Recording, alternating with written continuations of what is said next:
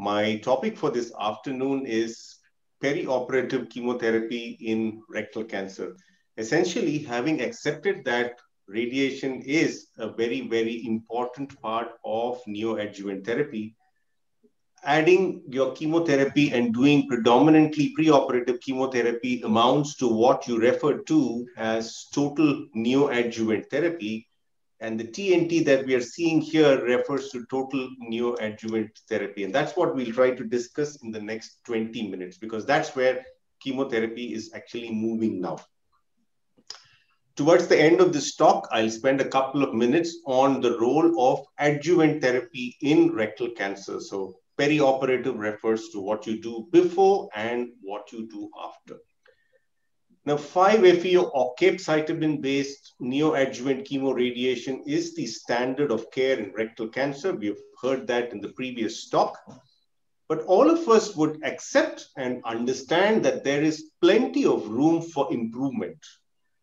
We did refer to this 20% incidence of a pathological complete response. The longer you wait, the better it is. But I think what we are interested now is to see if improvements in preoperative chemoradiation can make more patients eligible for organ-preserving strategies. So that's one important endpoint that we want to achieve. The other endpoint that we want to achieve is to look if you shift the chemotherapy pre-surgery, is the overall survival also likely to improve? And the reason why we are asking this question is that a significant proportion of patients, roughly about 50%, don't get adjuvant chemotherapy. Now, we know that adjuvant chemotherapy is a life-prolonging treatment, and there are patients who don't get this after surgery. So the question is, by moving chemotherapy pre-surgery, are you going to achieve more organ preservation? Are you likely to improve the oncological outcome? And let us see what the evidence is. So chemotherapy could be applied in 3 different strategies. We are talking about pre-surgery chemotherapy. It could be induction followed by radiation. It could be radiation followed by chemotherapy. Of course, in both of these instances, surgery is a part of this treatment. Or I'm hoping that at least for some patients in the future, neoadjuvant chemotherapy only can be used as an alternative to RT. Now, that's not standard of care as of now. Now, the concept of pushing chemotherapy earlier, TNT, as we referred to, is not a new concept. People have been looking at it for a long, long time. But then why hasn't it not become a standard? Because these are small phase 2 studies. They didn't ask the right questions, though they actually did the right things. What we came to know is that there is better compliance to the first treatment, and there's better pathological complete response to radiation first approach. And the reason for this is because the longer you wait after radiation, the better is your responses likely to be. And towards this, as all of us know, these 3 famous trials were discussed at ASCO this year, the Rapido, the Opera, and the Prodigy studies. And let me quickly go through these 3 studies, because that is the evidence for moving chemotherapy pre-surgery along with radiotherapy. So this is the very famous Rapido trial, very recently published. The question that Rapido asked was very simple. Is total neoadjuvant therapy with short course radiotherapy better than convention? That means you're interposing some chemotherapy here in the time that you're waiting from the completion of short course radiotherapy to your surgery, right? Now, clearly, the earlier talk, Professor mentioned that if you're doing short course radiotherapy, you need to wait. What do you do in the waiting time? Interpose some chemotherapy there. These were the kinds of patients who went into this study, the ugly group as per the ESMO classification. But please note one very important thing. We'll discuss about the doses of radiotherapy as we go by. The point I'm trying to make here is about 42% only receive post-surgery therapy. So there is some imbalance between these arms in terms of the systemic therapy that was given. The primary endpoint was disease-related treatment failure, which consisted of many other endpoints. What did the trial prove? The trial showed that the winner was short-course radiotherapy, followed by chemotherapy and then surgery, rather than the conventional long-course chemoradiation, right? So the pathological complete response was higher. It's almost double. The distant metastasis was lower in patients who took short-course radiotherapy and chemotherapy compared to the conventional chemoradiotherapy. Now, when they did a subset analysis, there was no differential benefit among subgroups. But very important to say is that there was no clear demonstration of an overall survival as of now. But the follow-up, I should say, is very short for a rectal cancer study. There was one very important concern in the Rapido, and that's about loco-regional failure, which was higher for the short-course chemotherapy arm compared to the conventional chemoradiotherapy arm. One of the reasons we think that may have happened is that 25 gray times 5, 25 gray in 5 fractions is not equivalent to 50.4 gray, which is typically the standard textbook radiation dose. This only amounts to 41.4 gray. And that's probably one of the many reasons, we don't know the others, for the higher loco-regional failure in the Rapido study compared to what you would get with conventional chemoradiation. So what have we learned from this study?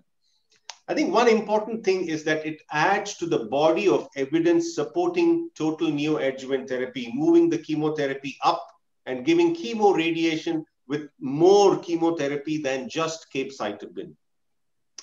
Short-course chemoradiotherapy plus chemotherapy is practice-changing, however, in a selective subset that formed a part of this study.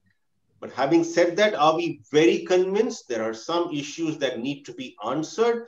As I pointed out earlier, the proportion of patients who got chemotherapy in the long course or the conventional chemoradiation arm was significantly lesser. Now, could that have led to the inferior outcomes? We never know. That's just an explanation. Should the short-course radiotherapy dose be different? Because we spoke about the loco-regional failures as earlier slides showed. So these are some questions that come up, but certainly it is practice-changing in a proportion of patients. Now, the other interesting study is what you refer to as the Rapido study. What did the Rapido study ask? It asked another simple question. One, is TNT better? So the answer we will get very soon. The other question that it asked is more intensive chemotherapy likely to give us better outcomes, which means you are adding irinotecan to the regular oxaliplatin 5-FU chemotherapy here. So the standard arm was long course conventional chemoradiation followed by surgery, followed by chemotherapy. That's conventional. Instead of that, what you're doing is FOLFIRINOX for 3 months, long course chemoradiotherapy, and then surgery followed by some more chemotherapy. So 6 months of very hardcore chemotherapy there with long course chemoradiotherapy. So plenty of chemotherapy that you're adding here. The primary endpoint was disease-free survival. What did it show? The results were almost similar in terms of numbers to what you got on the Rapido study. So there's evidence of a potential benefit, right? If you look at the metastasis-free survival, very similar to what you got on the Rapido study, again showing that getting all the treatment earlier may give you better metastasis-free survival, but we haven't clearly proven that this will lead to an overall survival. Again, that the follow-up period is quite short at this point in time. So what have we learned from this prodigy study? That chemotherapy escalation is feasible. I think that's something that we understand because the compliance was very good. The question is this a fair comparison? Did the TNT improve the outcomes, or did the FOLFIRINOX actually improve outcomes? If you say that TNT, did the addition of just irinotecan give you better outcomes? I would doubt that, because irinotecan has never been proven to be of benefit in the perioperative setting. We've got umpteen number of colon cancer trials, where irinotecan didn't prove to be of any benefit at all. Now, we don't have answers to very important questions. Can we avoid radiotherapy completely? This trial does not answer that question. Radiation continues to be a part. The other important question is, if you're increasing your chemotherapy, then why don't you see whether there are more rectums that are preserved? Again, that is an information that we don't have on the Prodigy study. So all that we know is that it is feasible to dose escalate. Is this standard of care? The answer is probably not at this point in time. The other and last trial that I will discuss is what is referred to as the OPRA study. OPRA asked a very simple question, right? It asked the question as to whether long course chemoradiotherapy followed by chemotherapy is better, or the other way around, which means you do chemo first as induction and then do long course chemoradiotherapy. What is the primary endpoint? Remember, these are not to be compared. Now, the trial design was not to compare arm A versus arm B. Though one of the questions was, can we preserve more rectums? What this trial tried to answer is to compare it with earlier results that you have gotten here, which is about 75%. And the alternative hypothesis was that if you use a strategy like this, you would get to an 85% disease-free survival. So the question that they were asking is, if you do total neoadjuvant therapy, can your alternative DFS go up to 85%? That's the question that they asked. And the answer to that question was no. The experimental arm is 77 and the experimental arm 2 is 88%, which is lesser than the 85%, which was the a priori hypothesis that they came up with. Distant metastasis-free survival, very similar to what you got on the Prodigy and the Rapido study. So it seems to be very reproducible. But is that the standard of care? Again, OPRA puts that little doubt in your mind, because the percentages that you're getting is not very better to what you got in your historical controls, and fell very short of what the investigators thought that this strategy will get them to. So it's a technically negative study there. But what's interesting to see is that if you move more treatment earlier, you are likely to have more non-operative patients who remain with intact rectums. Now, remember that in this arm, you had long course chemoradiotherapy followed by chemotherapy, or chemotherapy followed by long course chemoradiotherapy.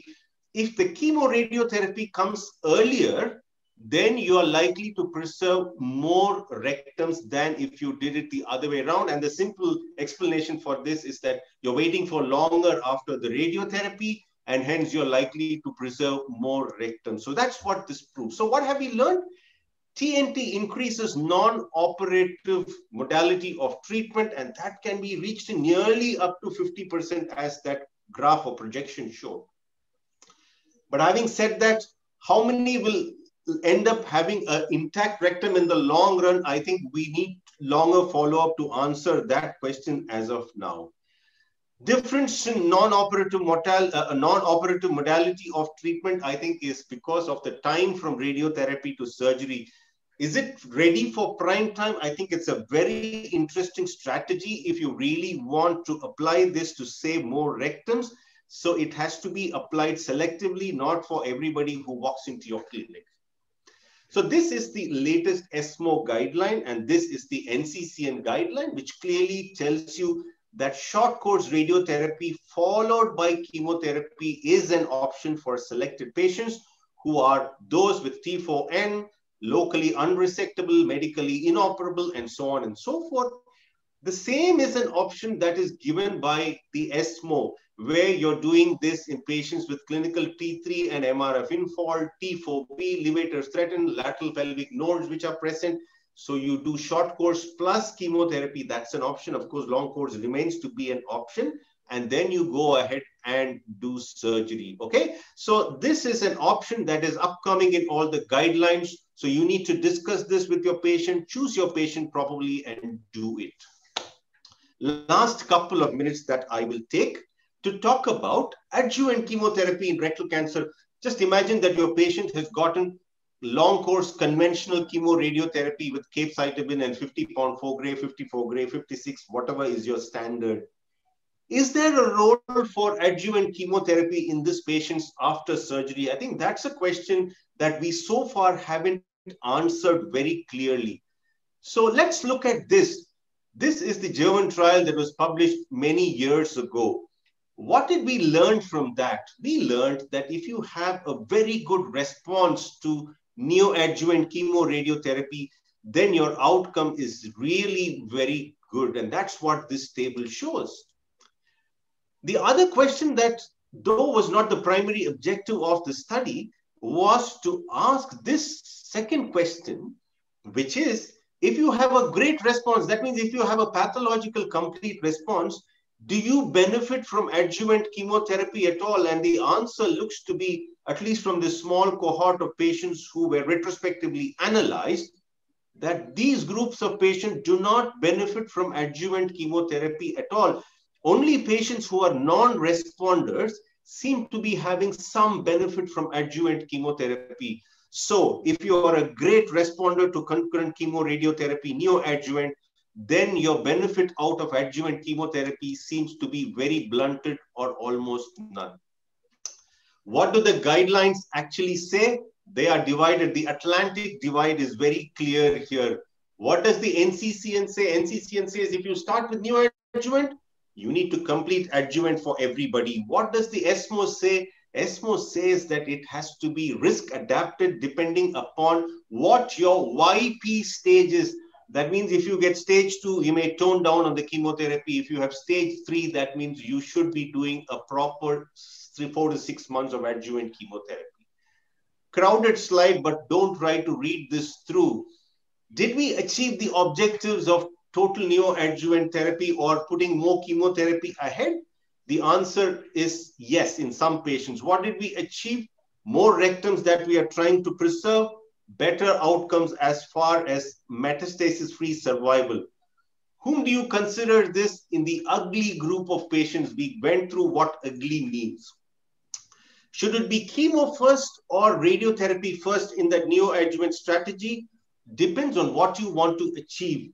If you just want to achieve long-term control, then chemo first is not a bad option. But if you want to get to that magic endpoint of a pathological complete response, then you should do your radiotherapy first, give some time for that radiotherapy to work, and then do surgery later. Is perioperative or more preoperative chemotherapy standard of care? Not yet, though the guidelines have started showing that, so in a very selective set of patients. What have we proven so far with this strategy? Higher pathological complete responses, better DFS, better metastasis-free survival, maybe more rectums that you're preserving, better quality of life at least. What have we not proven? We haven't proven so far that this strategy leads to better overall survival. Can we achieve better? If you're using molecular characteristics, better imaging, maybe circulating tumor DNA, you could achieve better, but these are not yet ready for prime time. What about adjuvant chemotherapy after preoperative chemotherapy? The answer is yes and no. Whether you believe the NCCN or you want to follow the ESMO, that's what will determine whether it's a yes or no. So it should be very risk adapted. The other interesting question, can we avoid radiotherapy as a part of adjuvant or neoadjuvant therapy? Maybe very selectively in some upper 1/3 tumors. However, that is not standard of care yet. So it's all about choosing the right patient with the appropriate disease. Very important to set specific goals because that's what will help you sequence these therapies, and ultimately personalizing your therapy will get you the best out of all of these strategies. Thank you so much, and I'm happy to take questions if there are any.